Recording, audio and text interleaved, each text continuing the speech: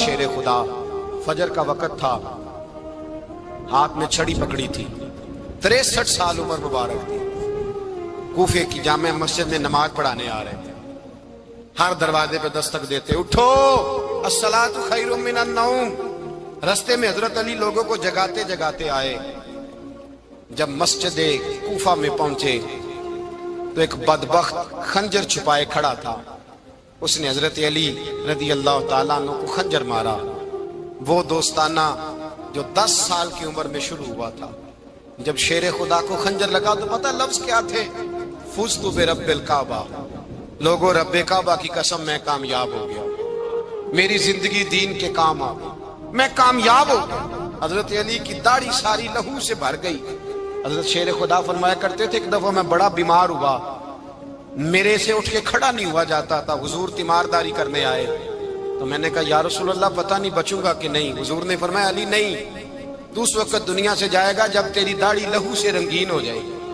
شیر خدا کہتے ہیں جب زخم لگا تو میں نے نیچے جھکا کر دیکھا تو داڑھی لہو سے بھری ہوئی ہے، میں نے کہا بس وہی کامیاب ہو گیا۔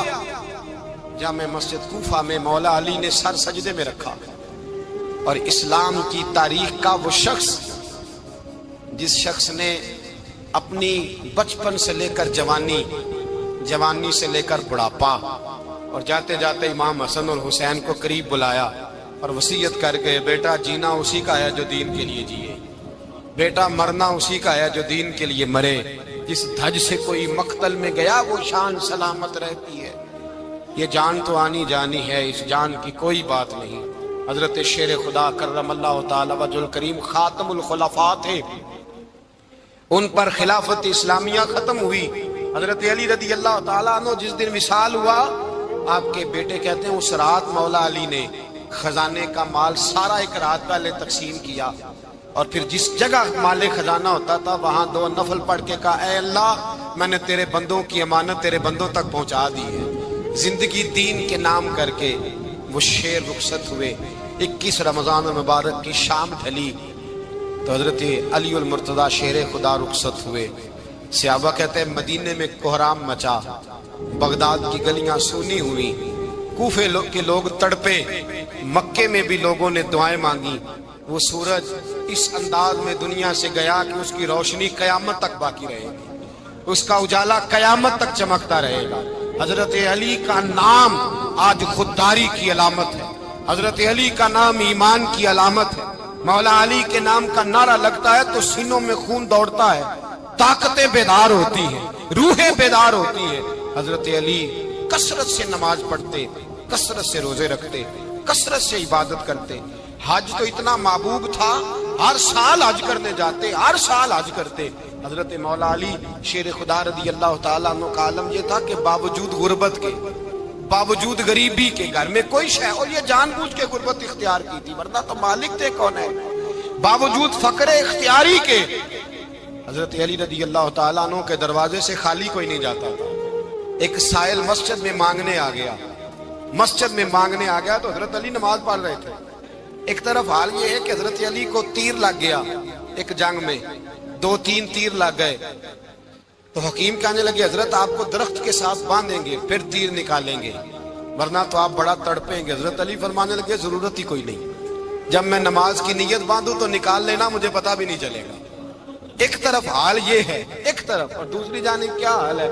ایک مانگنے والا فقیر مدینے آیا تو صحابہ اپنی اپنی نمازیں پڑھ رہے تھے، حضرت علی بھی نماز میں تھے، نماز میں ہی رب کے بندوں کا خیال آ گیا۔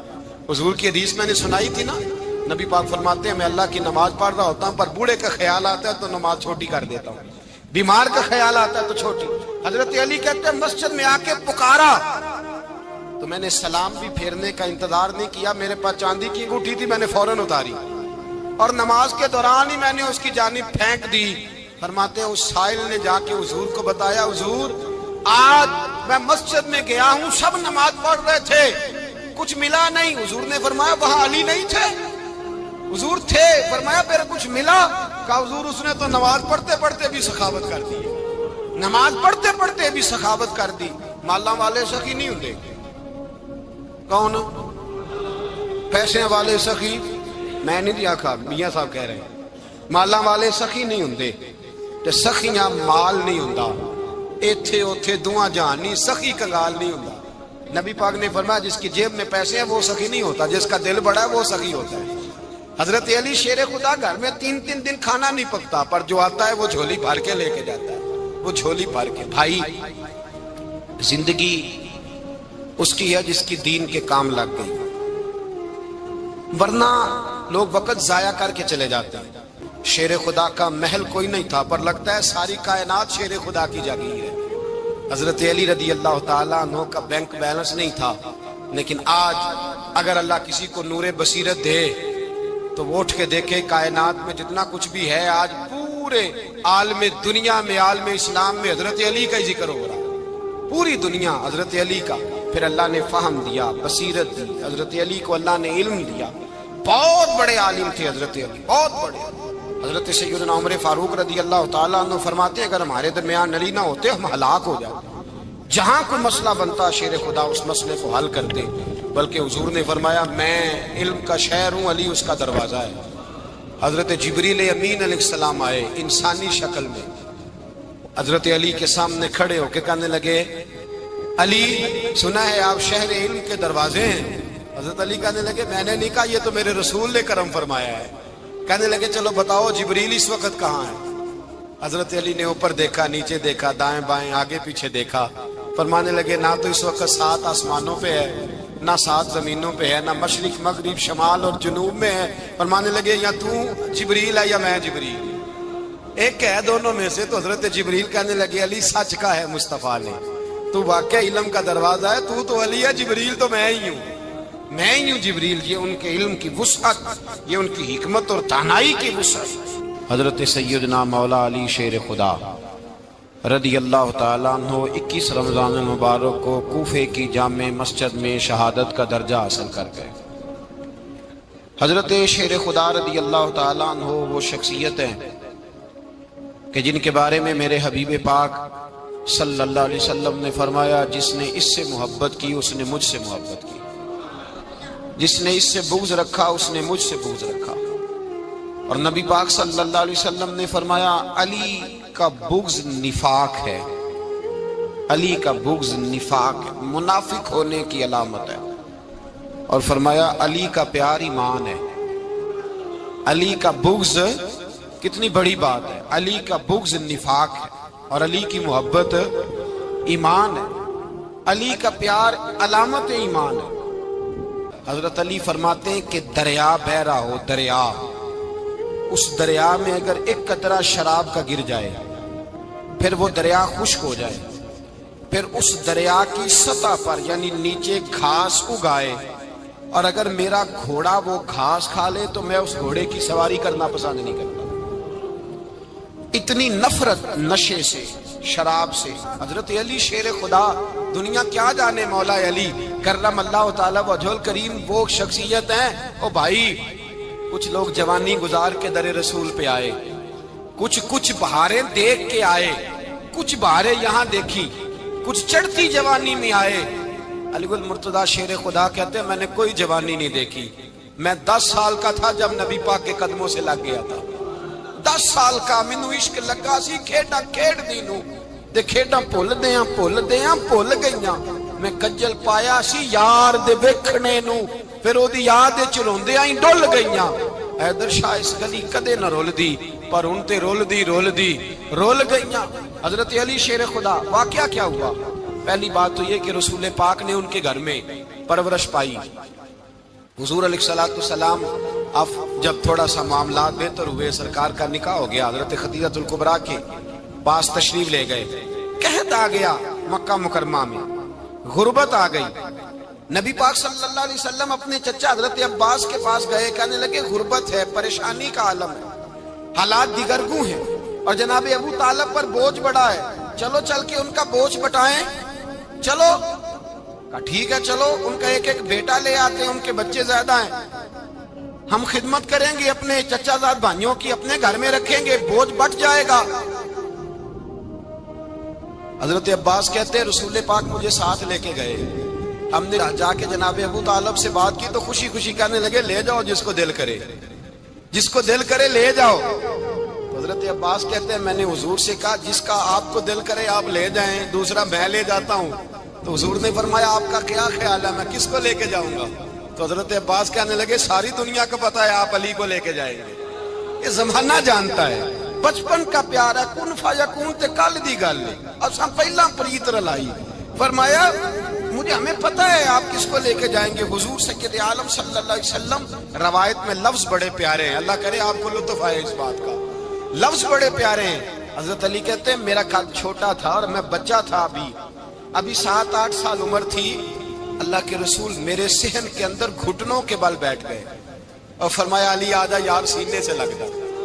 تو حضرت علی کہتے ہیں میں دوڑ کے گیا، دوڑ کے میں نے جا کے سینہ رسول اللہ کے سینے سے لگایا۔ حضرت علی فرماتے ہیں یہ میرا مقام ہے، 8 سال کی عمر میں سینہ لگایا تھا، اور جب رسول اللہ کو قبر میں اتارا پھر بھی میرا ہی سینہ مصطفیٰ کے سینے سے لگا ہوا، میرا ہی سینہ لگا ہوا تھا حضور کے سینے۔ میاں صاحب نے کہا تھا پانی پرن سہیلیاں رنگا رنگ کڑے، اسی پریا اس دا جانیے جس دا توڑ چڑھے۔ فرماتے ہیں میرا ہی سینہ لگا، حضور گھر لے آئے۔